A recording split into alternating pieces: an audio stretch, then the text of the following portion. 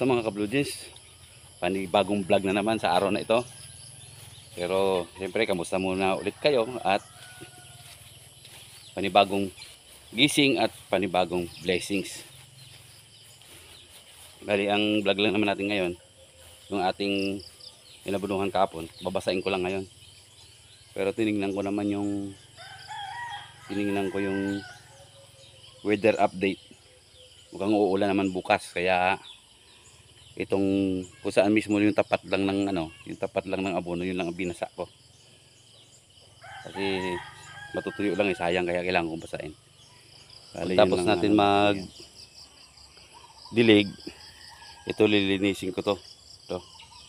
Tatanggalin ko na tong balag na to ng yung unang balag natin na yung nagtry ba ako kung kaya ko magpa ng sitaw. Kaya babaklasin na natin lahat to. Iga-grass cutter ko to papunta doon sa may nyog. Yan. Kasi meron akong pinatubo na yung Carolina Reaper ba yun, yung sili na maanghang daw. Yung maanghang na maanghang. Dito ko ilalagay. Kunti lang naman yun siguro mga 100 piraso yung tumubo. Kaya dito na lang natin ilalagay. Total lilinisin naman natin, i-grass cutter natin yung paikot ng ating na yan, ating garden dito. Saka madami na naman gagawin. Kailangan talagang malinis na to. Hindi ko na to ipararo, ko lang, tapos i-asarol ko lang yung pagtatamna ng Carolina Reaper. Marami talaga tayong gagawin ngayon kasi yung talong natin kailangan yun i-cultivate. Ayaw pumayag ni si IC na i-prune na lang natin o putulin natin at saka bago mag-abono. Maraming bunga pa daw na lumalabas, yung mga namumulaklak ba. Kaya ang na lang doon, na lang yung kukuha na lang ako ng yung si pinsan. Kunin ko para makatulong ko mag-cultivate doon para maabunuhan. Kasi baka mag-umulan nga na naman para hindi na tayo bawas trabaho tayo. Siyempre kung may ulan, wala na tayong dilig-dilig, kaya yung abonong lalagay natin kusang matutunaw ng ulan. Yan yung mga gagawin natin sa araw na to. Pero samahan nyo lang muna ako na diligan tong ating siling pansigang, yung inabunuhan natin kahapon. Samahan nyo lang ako, tara.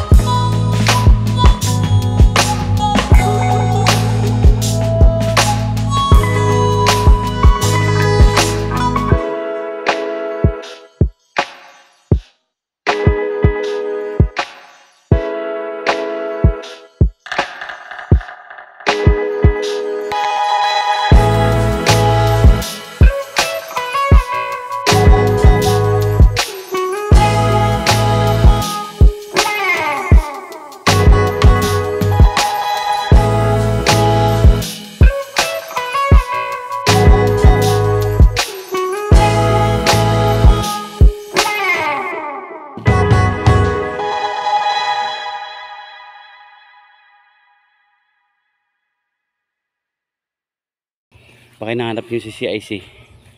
Yung pagtapos namin ng almusal kanina, umalis. Pumunta kina Biyanan. Tumawag si Biyanan.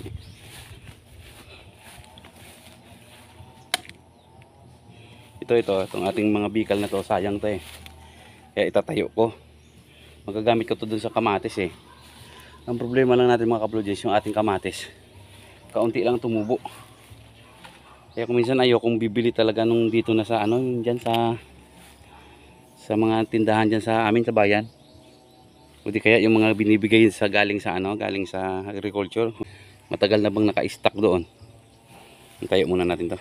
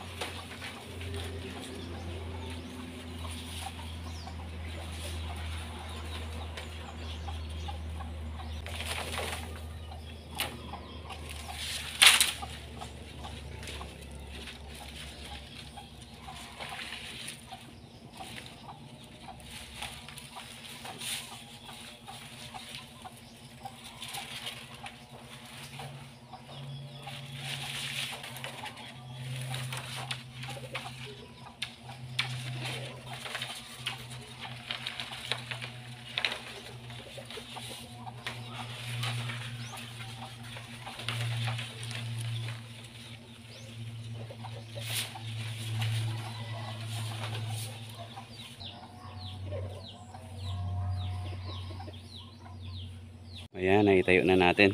Gagamitin pa kasi natin yan eh. Yan, kasama to sa mga grass cutter natin, yung mga gilid na yan. Paikot nitong ating sitaw at sili.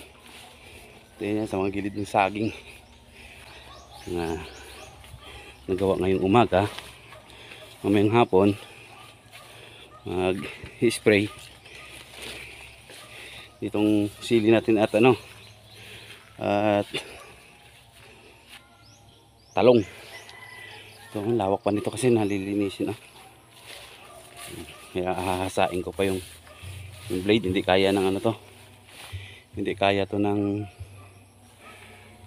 tansi. Kailangan yung blade na ng grass cutter para matanggal talaga lahat yan. Yun mga kabidis, pahinga muna tayo. Update ko lang kayo doon sa mga tumubo na sitaw natin. Ilang piraso lang. Kaya o-order na lang ako ng kahit mga 2 lata ulit na na okra para dyan sa ating okrahan na yan. Ilalagay natin ulit dyan. Kukunti lang tumubo, pakita ko sa inyo. Piraso lang tumubo. Ganun din dito.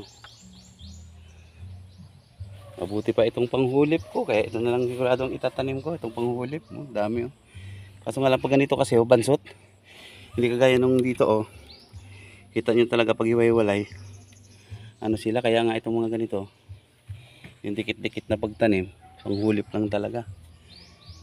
Kaya siguro maitatanim natin dito sa ating kamatis na to, mga 150 puno lang. Samantala itong tray natin na ginawa nasa 500 dito. Ito mga to 500 yan. Kaya sa sunod yung kamatis ko bibiling ko na talaga sa online na. Kaya pahinga na muna tayo. Init. Alas 10:30 na rin naman eh. Papauwi na rin yun sa CIC. 3 hours later. Mag-spray na tayo. Alas 4:30 na.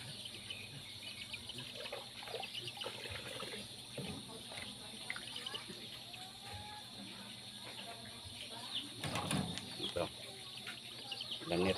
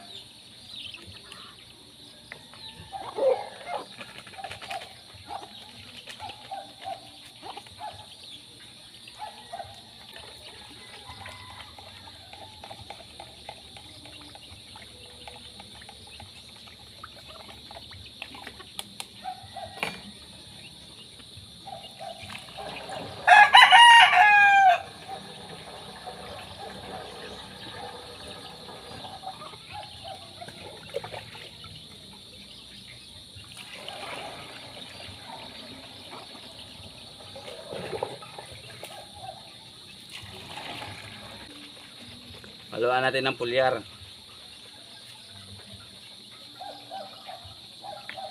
Yung kanina, pang insecticide yun. Ito naman pulyar. Oo.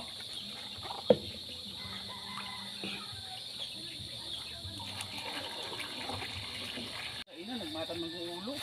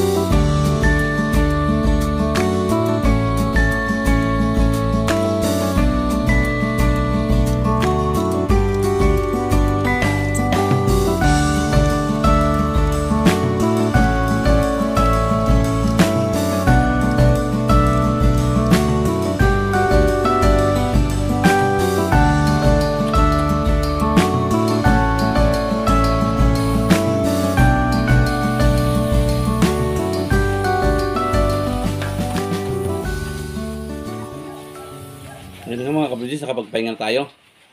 Kapag spray tayo, nagpatanggal ng damo at nag-cultivate natin yung iba nating mga tanim. Kaya pagod. Pero parang sayang yung atin na spray, parang uulan. Pero okay lang yan, wala tayong magagawa dyan. Kalikasan na yan eh.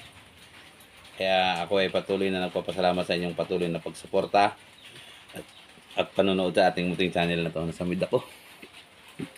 Kaya sa mga nakaabot dito sa dulo nating video na ito, ako po ay humihiling ng inyong like, subscribe at pakipindot yung ating maliit na patingting dyan. Ay muli, lagi po sinasabi, ingat po lahat, God bless at maging masaya lang po tayo lagi. Bye-bye!